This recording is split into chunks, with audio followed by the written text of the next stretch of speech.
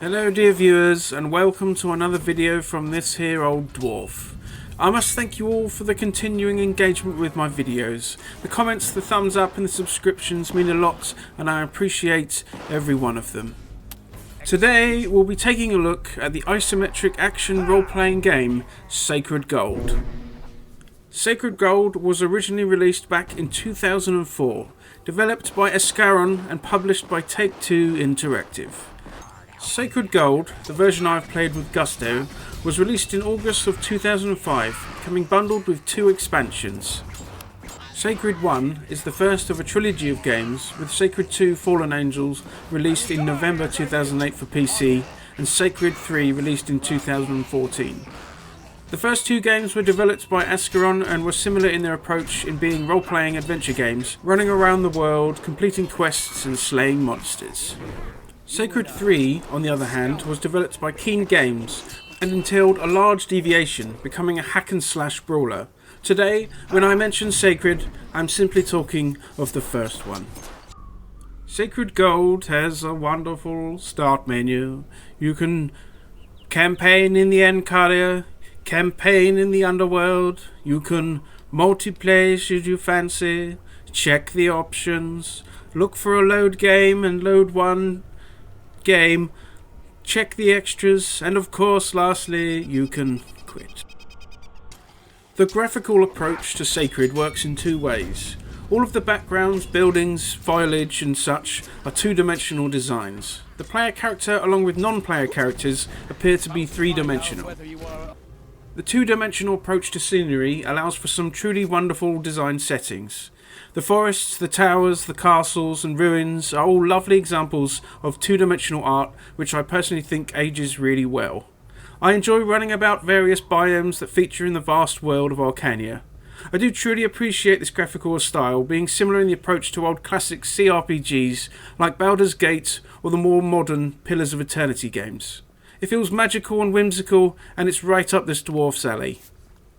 The sound is decent enough in Sacred. The music is appropriate for what you might expect for a fantasy game, with the sound effects doing a good job to accent musket shots and other such noises.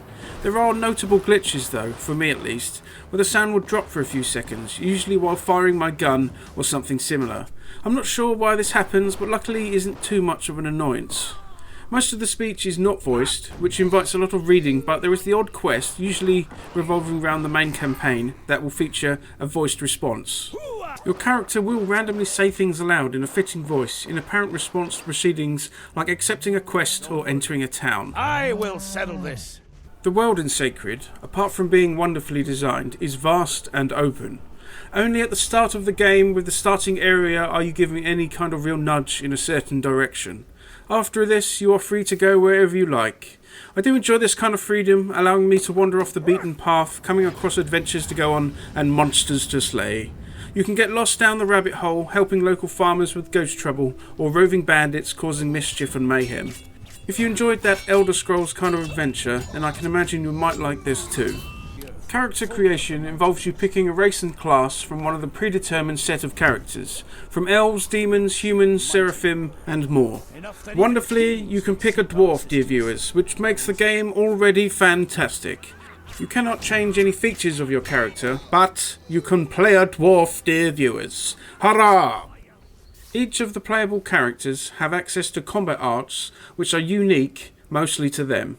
The dwarf has access to dwarven technology, which takes the form of flamethrowers, grenade lobbers, mines and all sorts. They also have more generic fantasy skills, like using 2-handed weaponry. I chose the technology path while wielding ranged weapons like pistols and muskets.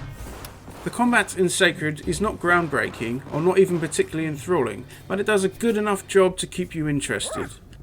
Paired with the constant upgrades of weaponry and equipment, it is nice to see the numbers go up when fighting evilry. What should be noted is that the NPCs out in the world, and there be a lot of them, dear viewers, appear to level with your character. That is, any enemy you encounter will be around your player level, no matter when you might encounter them. In this way you could kind of lose that power fantasy of getting stronger over time and smashing low level baddies with ease. With this way of doing things, you can get stuck behind the curve with your power level being lower than it should be at any given level. This has the effect of when moving between towns out in the wild, you'll be constantly harassed by enemies you can't quickly and easily dispatch. Luckily, you can make use of a mount that speeds up your movement through the land, or you would. Sadly, the dwarf is not allowed to use a mount, racism, so I had to trudge around on foot. Double luckily though, there features portals strewn across the land that when activated allow you to teleport between them. I do kind of wish there were more of them out there, but I understand the developers may have wished to restrict fast travel as it can have an effect of making the land feel less expansive and epic. I do wish the enemies wouldn't respawn quite so fast though. You can at least run through them and away from them, with them leashing back to their start positions after a while. I would employ this tactic after a while, but if they still chased me, I would turn around and burn them with my trusty flamethrower. What is interesting, I think, fairly unique to Sacred, is the combo system. If you visit a particular type of NPC, which can be found out in the world, usually in towns, you can create combos of abilities. This means you can link up to 4 different moves together, which will trigger in sequence once you click one button. This enables an extra layer to the combat, with you freely being able to create whatever combo you might want. The key thing with this is that all the skills in the combo will be used one after another, not incurring the usual cooldown that is triggered when using any combat art. When you level up through either completing quests or fighting monsters, you're able to choose from 2 different sets of attributes to increase. There are the more general attributes like strength, dexterity and endurance, which are fairly self-explanatory, while the other set of stats being more centered around the character you are playing. For example, with the dwarf, you can invest in weapon technology, dwarven lore, and ranged combat.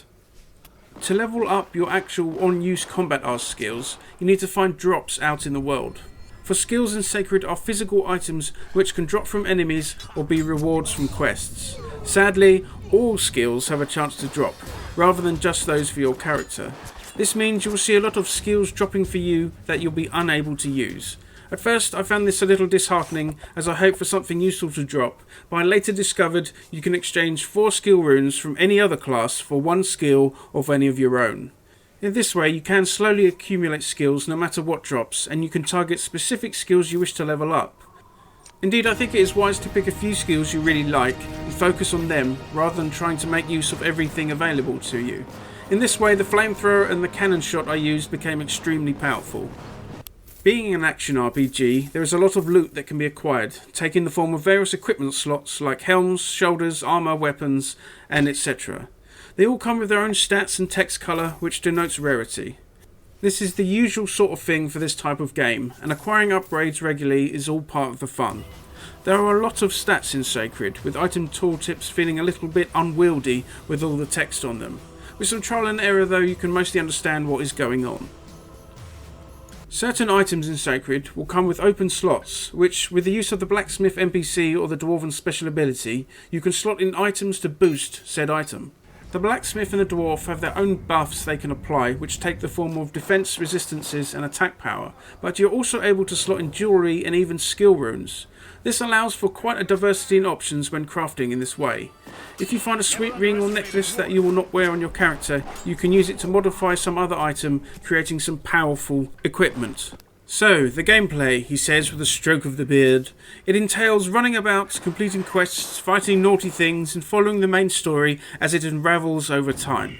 Generally, I enjoyed this. The constant acquisition of upgrades to both equipment and skills kept me going, along with my enjoyment of being in this fantasy setting.